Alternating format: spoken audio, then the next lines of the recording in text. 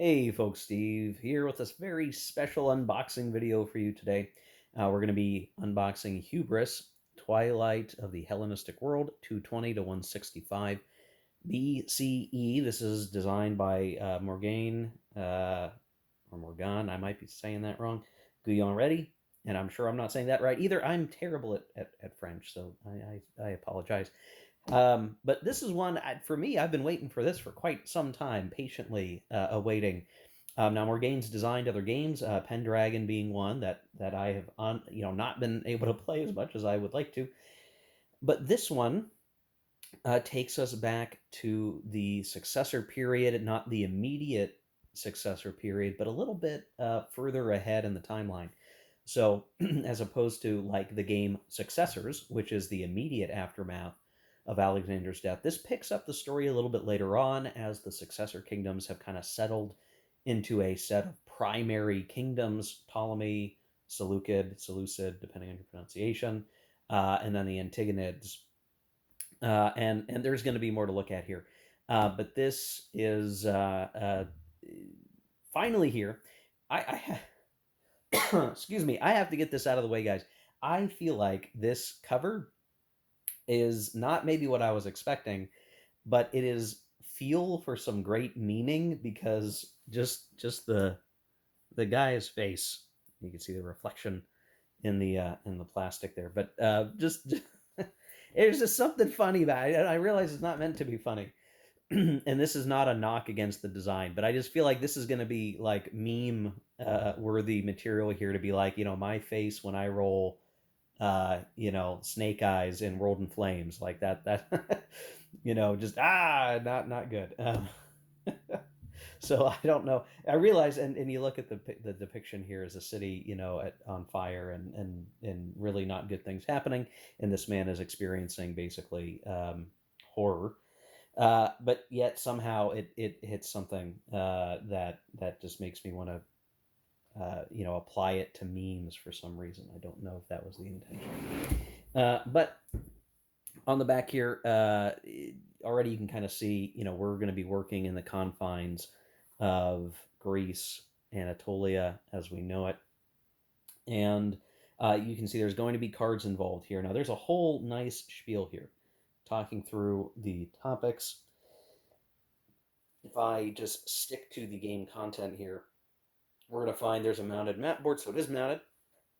That's fine and nice. We're going to have 2 decks of 62 event cards and 69 leader cards, 3 Roman Agenda and 5 Second Punic War 2-sided cards, so there's some specialty cards being used here. 1 set of 37 optional satrapy cards, 3 sheets of die-cut markers and counters with rounded corners. So by golly, guys, we get to do a speed punch to get the game going. That's always nice. 25 wooden leader blocks and associated stickers.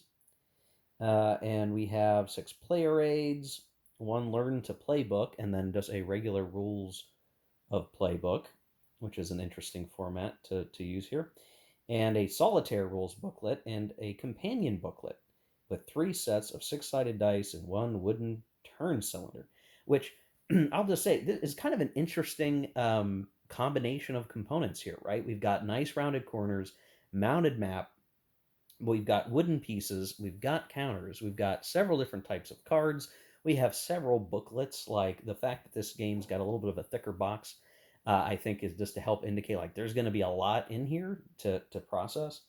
And then what do we have? 14 and up age, 1 to 3 players, includes a full solitaire system. So you see the GMT1 symbol here. So a full solitaire system, that's nice.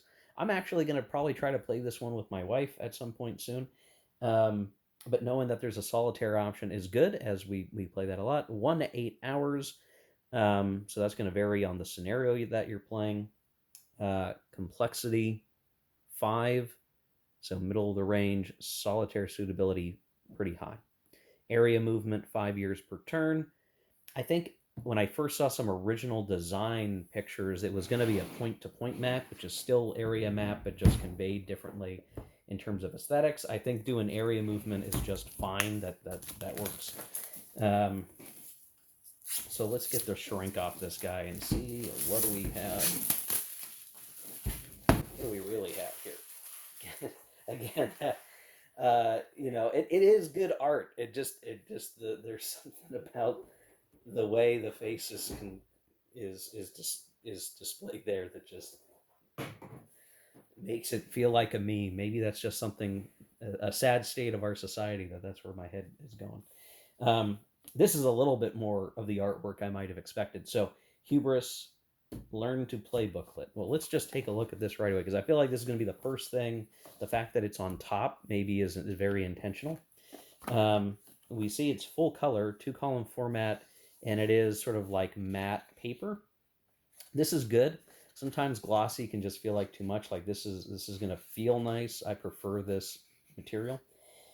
Um, and boy, it's just thick with content and paragraphs and pictures, which is going to be the important thing. So as we see, there's lots of highlighting of different colors in the text, as well as pictures to convey what we're talking about in the game system. Um, and a nice spread of Solitaire rules example, begin page 16. I think there's going to be a lot to try to take stock of here. There's a full game inventory here of what all the pieces are. I mean, just to see so that you can see military colonist units, Asia Minor, lower satrapies, upper satrapies. Then we have minor units, so the Achaeans, Aetolians, Parthians, Spartans, Pergamon. Love when Pergamon shows up. Eumenes, Pergamene Squadron. Okay. Rhodian Squadron. Yeah, okay, so the naval units. Mercenary units. Unit Legend. There's a lot to take a look at here, guys. I mean, I'm not. I have very little context for how this will actually get played, guys, because I have not play tested. I've not really seen a lot of this until it's been published. But the Learn to Play booklet certainly seems like it's going to be how to do anything. Well, you certainly want to know that to begin with. How to win. It's going to be interesting to see how well this reads because I think this is something that other publishers do leverage a Learn to Play booklet and then have the rules of play book be your reference as you get going. It's interesting to see GMT adopt kind of this model of it. So I'm going to probably stick my nose into this quite a bit over the next couple of weeks, but lots of example of play to follow through with. So I definitely would say this is going to be your starting point. That is certainly, I think, intended here to get a grip on all the little bits that are in the game. The rules of play, it looks like we got the same quality of all these booklets. Color, 2-column format, plenty of pictures throughout. These are pretty lavish, lots of artwork too. Pretty lavish rule books. So this is definitely GMT usually has very nice utilitarian rule books. This is definitely feeling a bit like a big step up, like they've leaned into. Maybe this is more, how they do things now over the last year, but definitely a bit higher quality, a little more depth of color to these things. The only trick will be, if you were to ever try to print out the rule book, like a living rules version, this is not necessarily printer friendly, so just something to think about. But as we look at this, this book contains everything, including the scenarios. So as we look at the actual table of contents, running out to about over 38 pages. If I look at the final page, 50 pages. The tail end of the book is the scenarios. So 12 pages of scenarios. That includes setup information and pictures of the scenario, that they're all at different points in the time period covered. But the rules covering sequence of play, events, actions, reactions, battles. Rome gets its own whole section. In Victory, I think my understanding is that Rome will enter the game somehow as a non-player entity, and the players will end up having to deal with that one way or another. And so you see here, year 2020, historical, New Hopes. The players represent Macedon, as led, I believe, by the Antagonids at this point. The Ptolemies in Egypt, the Seleucids in the further Middle East, and then, what is the level of Rome's belligerence? What's their setup in terms of the Senate influence? Is the Second Punic War underway? And I think Somehow, Carthage fits in here somewhere too, but that might only be in the Second Punic War determination. So as you look through here, right, there's different scenarios for the different year year chunks. Each turn kind of gives a different picture. You can see this is a much later period. The Roman belligerence is high. Um, Rome was victorious in the Second Punic War, and they actually have alignment in Greece proper. And so this is, you start to see the different looking picture here. And this looks like, try to come to grips here. This is a one-player solitaire scenario, actually. So you see here, so you're playing the Seleucids, I guess, dealing with the encroaching Romans after the Macedonian Wars, I would think. I have to look at the years on that one, but yeah. So there's several different things to set up. That's going to give you a lot of life out of the game, I would expect. Play the different scenarios. Now the Solitaire book, Solitaire rules. This is 12, so somewhere over 12 pages, 12-page booklet. Changes to the sequence of play, the action phase, winter quarters, some additional guidelines, campaigns, reactions, solitaire card appendix. So if you're really expecting to have to play solitaire, then this is going to be taking up some of your time learning. Probably not too dissimilar from other games that have a dedicated solitaire system, like Empire of the Sun or some of the coin games, or I guess most of the coin games. So that's appreciated. I don't know if I'm going to jump right into the solitaire rules, because I may, like I said, be able to play this opposed. But and then we have got this enormously thick companion book. I hope, oh goodness, I hope this is historical detail stuff. I hope it is. Oh yes, yeah. This is going to be like my favorite part of this book. Um, Look at this. Okay, historical introduction, events appendix, Second Punic War appendix, leaders appendix, design notes, pronunciation guide. Gotta love that. Map, gazetteer, bibliography. So this is the extra stuff book. Um, so a historical telling of what's going on in the game as the game changes, with pictures to boot. I love this stuff. Maybe I'm a sucker for this sort of thing, and anytime I see it, I just love it. But I recall Pendragon's playbook being rife with stuff that I just love to read and enjoy, because you're almost getting a little mini history book with your game, and you get to see kind of how the game interprets the history. I love this stuff. This is just the best. And then we've got a breakdown of all the events and probably the historical detail around this, or play tips for each event. So I suspect Morgane has, and I apologize if I'm saying the name incorrectly. I think I've heard it a number of times, and I'm going to have trouble with it. This is a lot. This is so much. I love this. This is my favorite part. It really is, guys. This is where the nerd stuff kicks in. Just every single card has some due diligence conveyed about it. You can tell by the italicized text that it's about the historical background, and then what are some play tips. So if we just look at this one as an example, Anabasis, it's journey up country, taking you through like, what the heck is this? And then play tips. The trigger for this event is not an activation, but a condition. If a kingdom, presumably the Seleucids, satisfies the trigger condition even from before the event is revealed, it can simply trigger the event during one of its activations without needing to do anything specific. Oh, okay. Interesting. So there's that amount of detail for like seemingly every card in here, which is fascinating. And Second Punic War. Again, every stage, every component of the game getting its explanation and game terms. I love this. This is great. I'm gushing over this kind of stuff. This is the leader version of it. So, I've never heard of Zucius. Zucius? Maybe that's how you say that. But sure enough, there's going to be a lot of detail around just that leader in this booklet. That's cool, man. I like this stuff. I'm going to flip past this a little bit. This is the stuff that's like hours worth of fun to me, reading and comparing what's out there. The designer notes. This is usually a first read thing for me. I love reading this first before I play the game because it really helps to connect with what is the designer trying to do. Um, Pronunciation guide.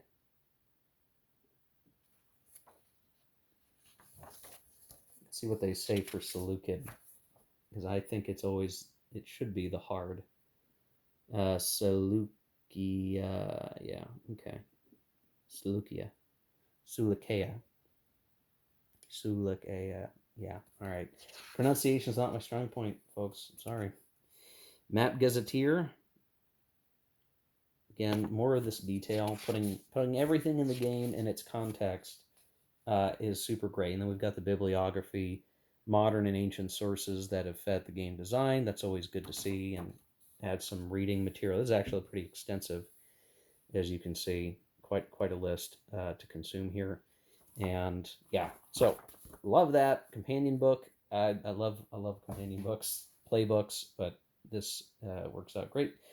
Here are the stickers. Now I'm guessing this is going to be preferred to be like a sticker on each side of the wooden piece, unless there's a reason that just treat these as, extra. So that's straightforward. You're going to probably want a sticker sooner rather than later. Sequence of play, well, this is the player aid sheet in general. So it's a open flap, uh, 4 panel, which hits the sequence of play. So you look at the deck preparation revenue, so everybody gets their money. We do some political stuff for Rome, determine about getting mercenaries, and then the actual action phase where you're doing stuff, playing events, activating. And there's winter quarters, and that's sequence of play. Talking about elements like control, taxation, war and peace, war exhaustion. Well, how does a land battle go? Strikes, routes, outcomes, naval battles, action menu. Yeah, so this is always good too. Helps new players learn the game. Like, what am I allowed to do? Well, here's your action menu, so that's convenient. That's a nice way to convey, what is possible. Same with reactions, and then a breakdown on these other concepts like courts, intrigues at court, casus belli, thresholds. This feels like, again, not super familiar with the game up to this point, other than like anticipating a sequel to Successors, an unofficial sequel in my mind. What to expect? This game feels weighty, like there's going to be a lot to it. So each of these, there's 3 of these detailed player aid cards for up to 3 players. Here's what's this going to be? I suspect this is tied to the Solitaire rules. Yeah, so it gets its own player aid card to help support the Solitaire gaming, flowcharts and things to follow. Always appreciated. And then we've got some additional player aid cards, Rome guidelines, Macedonian surrender conditions. So how does Rome force Macedonia to surrender? Same thing. How do the players lose to the Roman non-player faction? Hope you don't fall. Right, that's going to be a part of this. Yeah, and then we've got the counters, which these all look like the die cut is solid, and they all fit where they need to fit. So you would expect that these are going to be really easy to punch. They're not falling out of the counter sheet. I just actually pushed one through, but they're not like falling out, which is good. And they're going to take minimal effort to punch out. So I like that. I'm willing to pay a little bit more, I guess, for a war game where I can just do that instead of the punching around corners, because that can start to be, very, very time consuming. There are some of these smaller counters down here that aren't going to have pre-rounded corners that maybe I would round those because there's not that many. And then we have a lot of the naval units, minor units. Do appreciate the artwork on these. So you see like the Cretans, the Mysians, the Illyrians. It's all the same artwork. That is nice artwork. That's cool looking artwork. So I appreciate. It seems like a really deluxe package for this game, right? So there's a lot of maybe trust in this design. Now, before we look at the map, and I will kind of break that out here, these are the cards, and there's a lot of them, right? So, and look at this. It is a different form factor of card. So you're not going to mix these up, but Look at that artwork. That's nice artwork. Winter quarters. What do we get on this side? These are event cards. I should try to get these opened because I am interested in perusing these. You can always use the companion book, it looks like, if you really wanted to peruse them differently. There we go.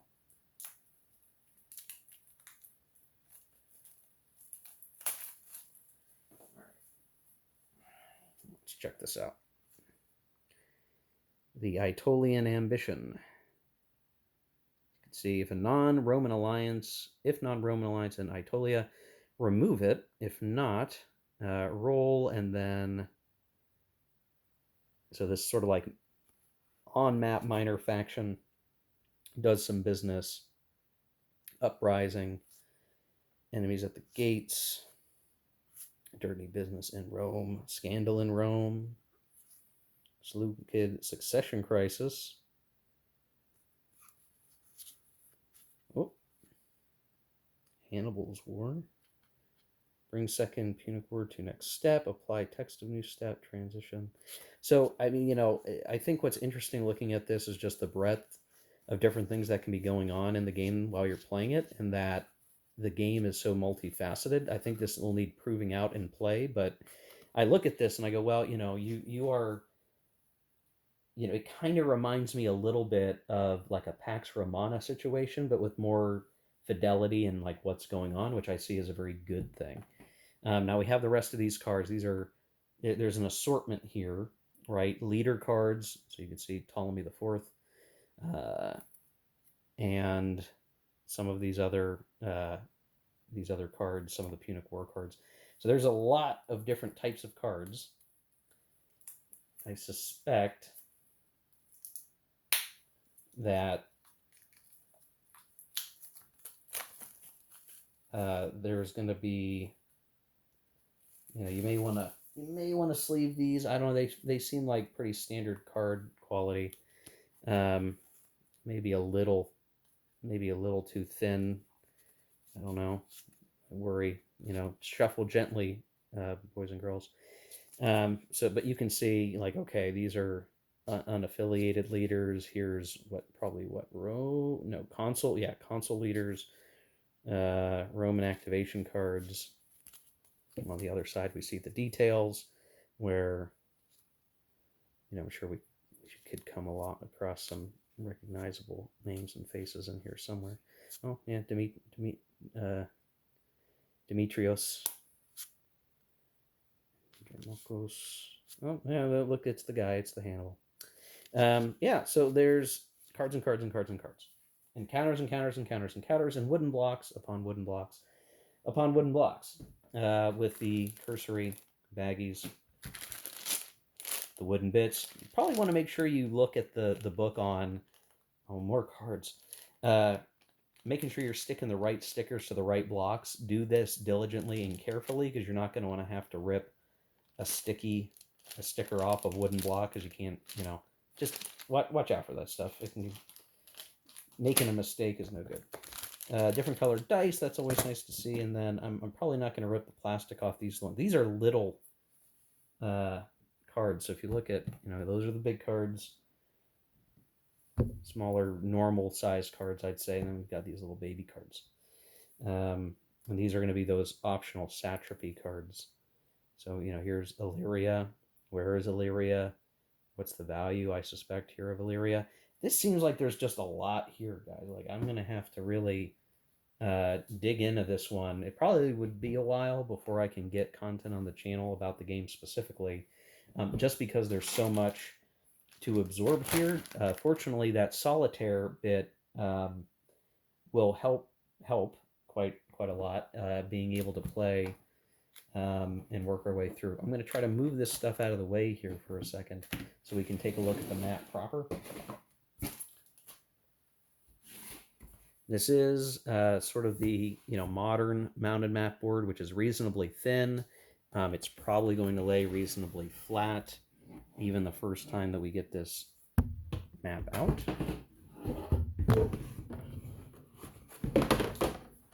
Yeah, a little bit of pooching we'll have to deal with. I'm probably going to put plexi on this when it matters. Let's take the camera back a beat so you guys can see. It's a pretty standard size map. It feels big because there's a lot going on it. So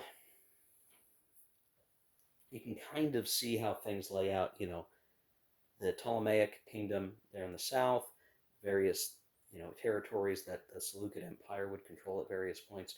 Our good buddy Pergamon right there, and then obviously Greece as we know it. There are a number of additional boxes, holding boxes off to the side. Um, Around the minors, we have Second Punic War, Roman agenda, Roman belligerents being captured here, Senate, freedom of the Greeks. A lot of these like extra things that are going to have a game effect that you have to be conscious of. There is a turn track. I believe that's the turn track up there, and a spiral, but then tracking, uh, tracks on the other side. There's a lot here to look at, guys. There's just a lot. But if you look at each location, which gives some level of detail, and we'll zoom in on Rhodos, we can see, there's some coverage of, as I assume that's income, supply. It is a fortified square location. Um, there's seemingly a distinction between like the region and then the places within it, like Sardis, uh, Ephesus, Miletus. Those are within Ionia, is how I'm interpreting that. So, I'm probably gonna. I don't want to like miscommunicate on these things, guys. Like, don't please read the rule book. I think the PDF is available now. But yeah. Anyway, yeah, this looks cool, guys. I mean, as somebody who's a fan of the period, like I am immensely fascinated by the successor period, the Diadochi period, however we want to pronounce that. I've always been pleased with the game's successors, but of course, successors ends, in a time frame where, there's still more to the story. It's a little more settled. These three primary successor kingdoms are what come out of that period. Um, there is a gap between the end of successors and this game. So again, if I think of this as an unofficial sequel, just because it continues the story of the successors, this is certainly the later stage, right? After there has been some settling, there's still conflict between the successors, but Rome will eventually swallow up the successor kingdom. So how the players react to that, the Macedonian player, obviously under the gun, probably first as it happens, but that'd be interesting to see how it gets played out. Uh, just to wrap this up, because I feel like it's going to be worth looking at in general. If we were looking at all the scenarios,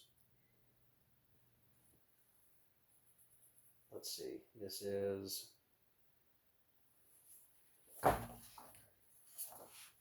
If this were the full campaign, I guess this would be the New Hopes historical scenario. This is going to take you through the whole period. You're going to run through everything, ideally, and things are going to shift over time. So, I think there's going to be something like what happens if Macedon is getting eaten up. Do they get some prorated victory points? That's going to be something I'm going to be interested to look at, like what happens, and how does this work? How do all these things come together in a campaign game context? There's an alternate year 220 referred to as the Seleucid Thunderbolt. And let's see what's different here. Okay, so this is actually ahistorical out of the gate and assumes that Seleucus III somehow survived assassination that stopped his Anatolian campaign. Well, that's interesting. That's a neat twist. That is a neat what if opportunity. And let's see, what's the next one? 220, this is a two-player introductory scenario. Looks like you're playing the Ptolemies and the Seleucids, and play is restricted, you can see on this map, is restricted that way. So this is purely the Near East area there, Egypt through Syria. That's probably going to be the scenario that my wife and I will try first. Year 205, Antiochus the Great, 3-player scenario. It looks like starting on turn 4 out of the full 11. So this is just partway through the story, and you can play it all the way to the end, or a shorter campaign. It looks like. Then we progress to 192. This is that 1-player Solitaire, which focuses on the war between Antiochus III, so the Seleucids, and Rome, and is meant as an introductory scenario, one that can be played under 2 hours. It does involve minor powers and Rome. And so you can see, just like we mentioned earlier in the video, like, Rome has taken control of much of Greece, it looks like, and you're next on the chopping block, as it were. 1-player introductory scenario, the Dance of Ares. Ares? Yeah, that's just Ares. Oh my goodness, guys. Maybe it's a weird part of the day. 1-turn scenario focused on the second part of the war between Antiochus III and Rome. Okay, so it's just an extension of the previous scenario, a little more focused. You can see the map is even more constrained to just this area here near Phrygia. We're in Phrygia. And then we have 180, Last Glimmers. And this looks like a deep campaign, like late campaign, where, boy, what's the situation with Macedon on this one? They look like they might be in trouble here.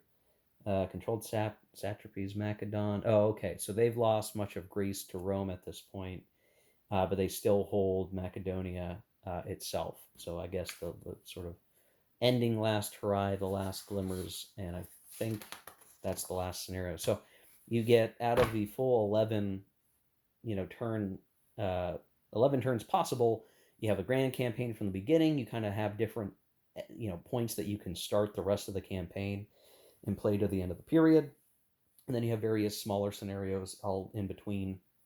Some of them intended to be 2-player or 1-player. And yeah, so plenty to look at, guys. I'm actually looking forward to this one. Really interested to see how the game systems come together. It feels like you're dealing not only with your empire in terms of like expanding, taking territory, but dealing with things like, do you have a good leader? Do you have a bad leader? Who is your leader? Do you have some internal strife that you have to deal with along the way? And then you have all these minor powers and Rome, who operate as just this extra external element.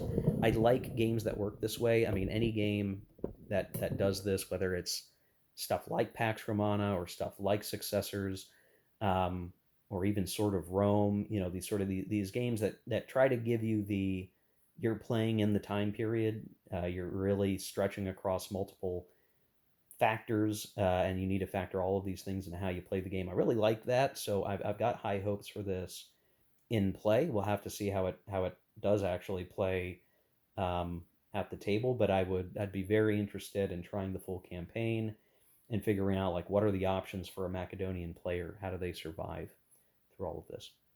So, yeah, that's it, guys. I will be interested to see how this all works out. If you are looking forward to this one, let me know in the comment section down below. I suspect that this one will take a little bit of time for folks to latch onto, just because it seems like there's a lot of different mechanical elements to it. It's not going to be you can pick up the game super duper fast. You're going to need to take some time, dedicate a day to figuring out, how do the rules really work? How does this stuff work? Maybe try that solitaire scenario before you try to play something yourself with friends, and teach them the game and how it works. I strongly suspect everything will fit back into the box easy peasy once you get to that point. I forgot to put my baggies back in there. Gosh darn it. There we go. So overall, very, very pleased with what this looks like. The production quality appears to be very high. I'm gonna continue to. That face is gonna get me, but this is something, again, I've been waiting for a while. Very much looking forward to it. I would love to see if this system works well. I'd love to see it applied to other conflicts because that meaty mechanic bit, the interplay of leaders. You could imagine, a medieval period game, kind of like this, and pick your poison. You want to do, 1100s to the 1300s or whatever, and you could maybe get something, in the same vein. That'd be an interesting thing to see, but we got to give this one some time to prove itself. So there you go, guys. Hubris, Twilight of the Hellenistic World, 220 to 165 BC. Game designed by Morgane Gouyon-Rety, and we'll go from there. So thanks for watching, guys. Hope you enjoyed the video. Take care. Keep gaming.